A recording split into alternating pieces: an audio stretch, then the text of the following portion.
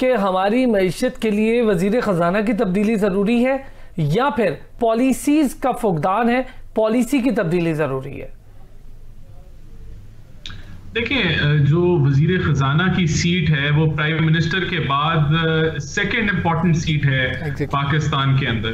तो इसका बार बार तब्दील हो जाने का ये मतलब है कि पीएम और एफएम का जो कोऑर्डिनेशन है उसका फुकदान है और अभी तक ये सेटल डाउन नहीं हुआ। तो ये तफ्शीशनाक चीज है कि तीसरी दफा 3 साल भी नहीं पूरे हुए और तीसरा वजीर खजाना चेंज हो गया और अभी चौथे की बात हो रही है कि असल में इकोनॉमिक पॉलिसी ड्राइव शायद कोई और करे। तो ये देखिए, इससे अनसर्टेनिटी पैदा होती है और इससे यही जो है वो हर बंदा यही इमेज लेगा कि अभी तक टीम सेटल नहीं हुई और अभी तक कोऑर्डिनेशन आपस में जो है उस तरह की नई मजबूती के साथ नहीं हो सकी जिस तरह की पहले दिन से होनी चाहिए। तो इससे जो मैसेजिंग है वो गलत जाती है। हम उम्मीद करते हैं कि जो नए वजीर खजाना आए हैं वो बेहतर पॉलिसीज लेके आएंगे और कुछ बेहतरी आएगी। देखें, सबसे पहले इंडिया के साथ ट्रेड जब बंद की तो उसके क्या मकासद थे? क्या वो मकासद अचीव हुए? अभी तक कोई आप उसके ऊपर कोई प्रोग्रेस ला सके? अगर नहीं ला सके उन मकासद के ऊपर तो फिर इसको रिव्यू करना चाहिए। हमें अपना इकोनॉमिक बेनिफिट देखना चाहिए। और मैं आपको बड़े वसूख से बता रहा हूं कि जो इंडिया के साथ ट्रेड बंद हुई है, कुछ ऐसे आइटम्स हैं जो आज भी इंडिया से आ रहे हैं, लेकिन या वो दुबई के जरिए आ रहे हैं या वो चाइना के जरिए आ रहे हैं या रीरूट होके वापस आ रहे हैं।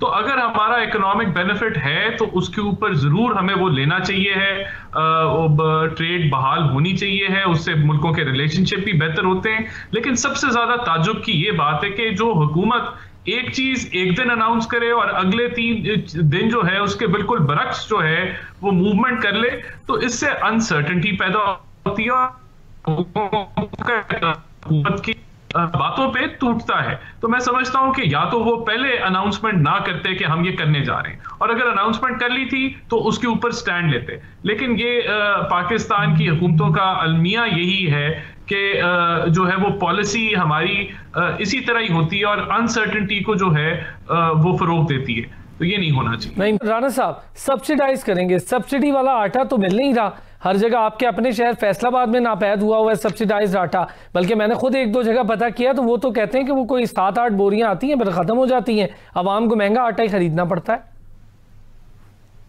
देखिए, खाली आटा मिलने की का मसला नहीं है। जो आटा मिलता भी है सब्सिडाइज्ड आटा, उसकी क्वालिटी इतनी खराब होती है कि फिर उसको लोग लेना पसंद नहीं करते और फिर वो मजबूर हो जाते हैं कि महंगा आटा लें। देखिए, शुगर का इशू जो है वो यही है कि 4 महीने में पूरे साल की प्रोडक्शन हो जाती है।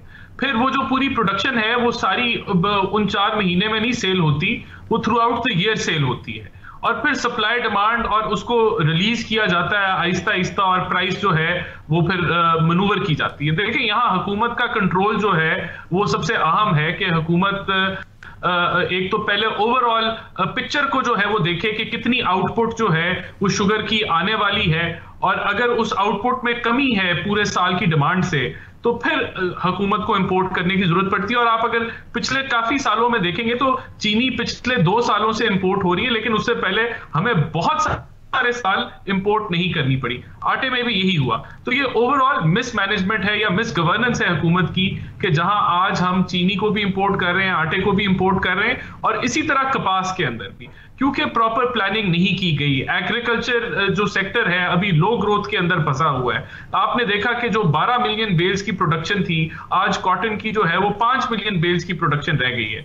और आज आप मजबूर हैं क्योंकि सूतर की प्राइसेस बेइंतहाशा बढ़ी, अब तो आलमी मंडी में कमी की तरफ वो जा रही हैं। तो कुछ जो एक्सपोर्टर्स हैं उनको रिलीफ मिला है कि इंपोर्टेड सूतर जो है वो सस्ता मिल रहा है, लेकिन जो हमारी एबिस्मल प्रोडक्शन रही है उसकी वजह से ये डिमांड है टेक्सटाइल सेक्टर की कि हमें अगर इंडिया से इजाजत दी जाए तो वो तीसरे दिन जो कॉटन है वो हमारी फैक्ट्रीज के अंदर पहुंच जाएगी।